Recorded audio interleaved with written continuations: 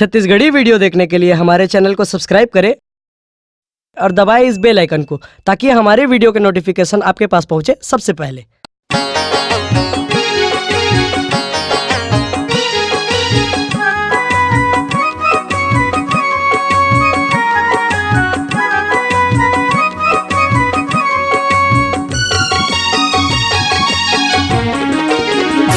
पत्ते पत्ते में उनका ठिकाना है, पत्ते पत्ते में उनका ठिकाना है।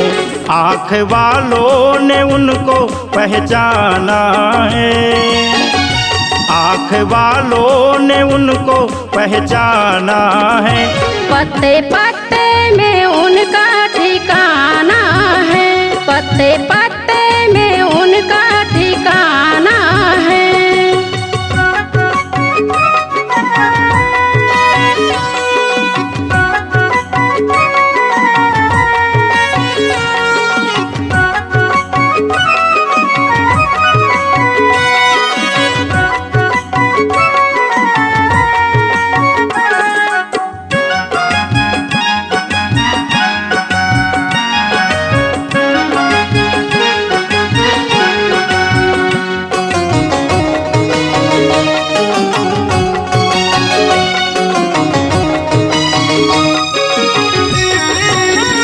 ये बहारें हैं उनकी, ये गुलजार उनका,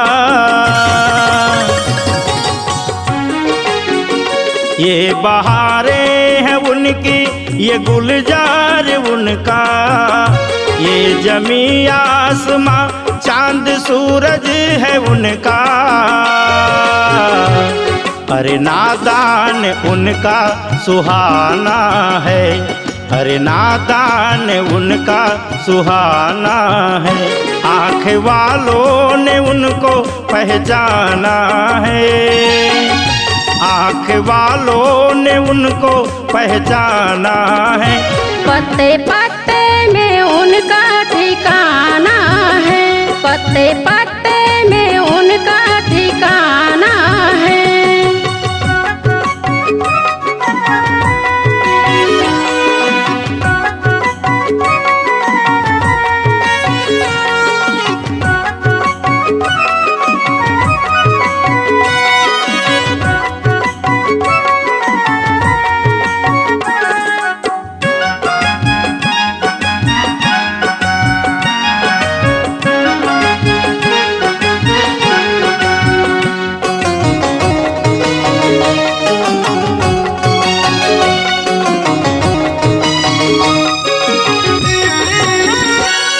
बिना समझे गाफिल तू दौड़े कहाँ,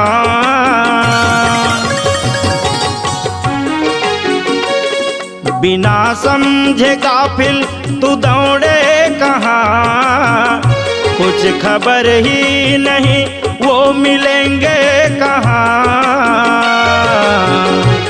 मन मंदिर में वही मस्ताना है, मन मंदिर में वही मस्ताना है।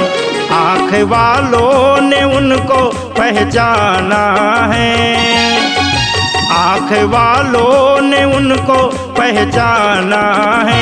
पत्ते पत्ते में उनका ठिकाना है, पत्ते पत्ते में उनका ठिकाना है।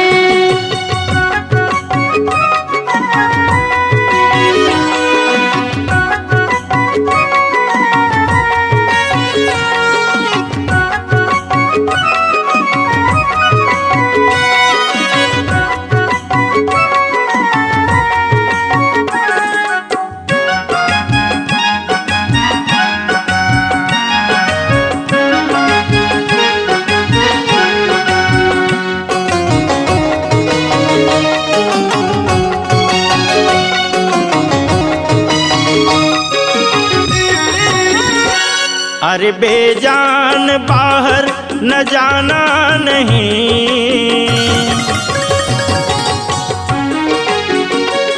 अरे बेजान बाहर न जाना नहीं। खोजते खोजते ही खो जाना नहीं।